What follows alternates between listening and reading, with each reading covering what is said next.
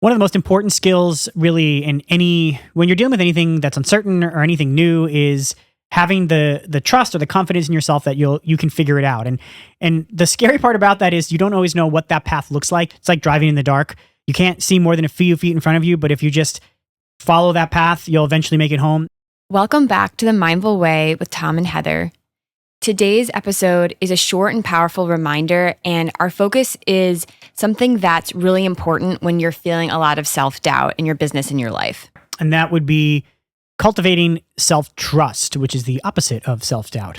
But what is self-trust, and why does it matter, and how do you build it? So these are some of the things that we're going to touch upon in today's chat. So self-trust doesn't mean that you are certain about everything and you have all the answers. Trusting in yourself is not about showing up perfectly. It's about actually giving yourself permission to show up imperfectly. It doesn't mean you have to have it all figured out. And I think that's sort of a misconception that we can only trust ourselves when we sort of have all the answers, or it's the most sort of perfect scenario. But the beauty of self-trust is actually allowing for that messiness, allowing yourself to figure it out. Self-trust is a quieter thing that's sort of there in the background that you already have to some degree, even if it feels really out of reach at times. And we just want to help cultivate it a little bit more and recognize it. One of the most important skills really when you're dealing with anything that's uncertain or anything new is having the trust or the confidence in yourself that you can figure it out. And the scary part about that is you don't always know what that path looks like. You don't always know what you need to do to figure it out. It's just knowing that you're going to figure it out. And I experienced this firsthand when I left my full-time job and I started my photography business. And, you can only see a few feet in front of you. I love the analogy I read once. It's like driving in the dark. You can't see more than a few feet in front of you, but if you just follow that path, you'll eventually make it home. And similarly, you can't always predict everything in the future, but if you have that self-trust, you can see a few feet in front of you, you figure out the current problem and you move forward. A lot of times you'll end up reflecting and seeing, you'll make it home. You know what I mean? You'll find your eventual destination. But it all starts with your own beliefs in yourself. I had a coach who would say, allow the how, which I really loved. And that's sort of this idea, like you're saying, about not always having all the answers, we rarely do, and sort of allowing the process to kind of build in front of you. So when you were starting out with your photography business, you left your full-time job and the sort of comfort of that. What were some of the feelings that you had to deal with and go through? Because I'm sure you didn't feel always the most self-trust, perhaps, in those moments. So how did you sort of get through those initial first few months? Yeah, I think that self-trust doesn't necessarily mean that you feel...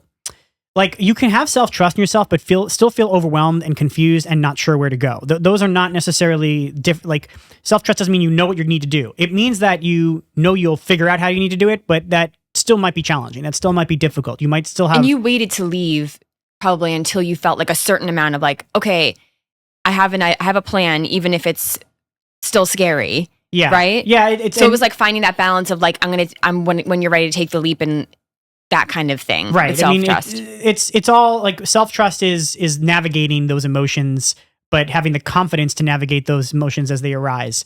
And a lot of times it's hard to get that unless you have wins or unless you have situations in life that reinforce that internal feeling. But just know that it's definitely possible, and it starts there. So here's a few ways you can build more self-trust. You can look back at things in your life that you did, because we all have them, that looking back now, you're like, how did I do that? Or maybe it didn't seem as bad, but at the time it was super overwhelming. So something you've done that was maybe stepping way outside of your comfort zone, and you did it anyway, even if it was imperfect. It's reminding yourself to start really small, one step at a time. It's not jumping ahead 10 steps, because that's when it's really easy to spiral and kind of panic. We get that. We've been there. Again, driving in the dark. Headlights. So I think that one step at a time mentality, like breaking things down, is so, so helpful mentally, and just even like being productive and getting the stuff done you want to get done. Again, allowing it to be messy is so important. Not expecting sort of perfection from yourself, which doesn't exist and is so subjective anyway. And being kind to yourself, allowing for grace, allowing yourself to show up imperfectly. And when we do, kind of being aware of maybe those judgments that pop up and giving yourself a little bit of grace and trying to just be aware of those criticisms so you can hopefully let them go a bit. Yeah, and I think it's important to note that this skill, whatever it is, it's a skill. It's just like anything else. You can learn it, you can build it. Yes. It comes from doing. It doesn't come from sitting on the sidelines. Yes. It comes from experiencing. Sometimes you have to prove to yourself you can figure things out by taking that leap and doing something scary that you're not sure if you can figure out. And you'll be surprised how often you do figure it out. And sometimes you may not figure it out in the way you expected to figure it out. You might go down a different path, and you might find a different solution. But just by trying and moving forward, you'll slowly build up wins. And over time, that'll give you more and more confidence in your ability to solve these types of problems. Absolutely. Yeah. And then 2 other ways to help you cultivate more self-trust, things that have helped us, is finding support. So something outside of you, whether that's if you have the ability to hire a coach, or maybe it's just getting books out of the library from people that you really admire that have done the things you're trying to do, that can sort of be there as that accountability or inspiration for you. And then maybe it's a friend who's just going to be someone that you can check in with, be like when you need a pep talk. And then the last thing is we're going to add some journal prompts at the end of this episode that will help you to dig into this a little bit more. Books were really important to me when I was beginning my journey. They were some of the most powerful tools because you can really get in the mind of other people. And just by absorbing a lot of information of all different ways of doing things, you can start to see you can find the ways that resonate with you, and you can see the similarities between other people's journeys and yours. And a lot of times you can see how a lot of people that you find very successful actually had some really difficult challenges they had to move through. As a matter of fact, everybody has. Yes. So you look at it less as like, you look at it as, oh, this is part of my journey. I'm going to have challenges, but I trust that I can get through them just like other people have. And then you just realize like this is just a theme throughout life, and it just continues. But it all starts. It's really humbling and empowering, and kind of gives you that reminder you need sometimes to step up to the plate and try it. Yeah. So you don't need to have it all figured out. You just need to really trust in yourself to begin. And from that step, take small steps forward, and you'd be surprised how quickly you have wins that you never or wins that how fastly the wins build up. You can't always see them in the moment that they're winning, but a lot of times it's good to have some sort of reflection practice or something where you can look back and see all the wins, because over the course of years, it makes some major changes in your life. And as a reminder too, just in case you're feeling this way, we don't always feel super, super grounded in self-trust. Like no one does. And I think just if you're in a time where you're feeling a real lack of that, that's okay. And it's just turning to these things that we listed, trying little things to help boost that up a little bit for you so you feel even a little bit better. Yeah, it's like a gas tank. Sometimes it might be low, and it's important to be able to look inward and go, what do I need now to recultivate that? Yeah. Sometimes it's something, small wins for yourself that have nothing to do with your goals, or maybe it's just new. Totally nothing to do. Stepping away from it for a few minutes, for a few days, whatever it takes. Yeah, to really kind of ground yourself a bit in what you're doing and why you're doing it. So what are some journal prompts or things people can do if they wanted to look inward and help cultivate their own self-trust? We have 2 for you. I'm going to read them out now, and then you can also find them in the show notes. So the first one is, what was one time you started something completely new and had no idea what you were doing, but you figured it out anyway? What got you through?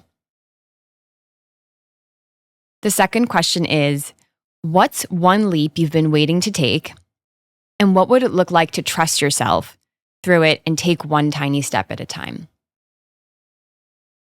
And you can even add there, what would that first tiny step be? Yeah, I think to close out this chat, the main thing to think about is these are small steps. It's so easy to get caught in the modern society moving so fast, and in everyone needing to get bigger, better, in that you're not doing enough, or you're not growing enough, or you don't have enough self-trust. So let's give one quick example. So let's say that you want to leave your job and you want to start your own business. Maybe it's photography. Yeah.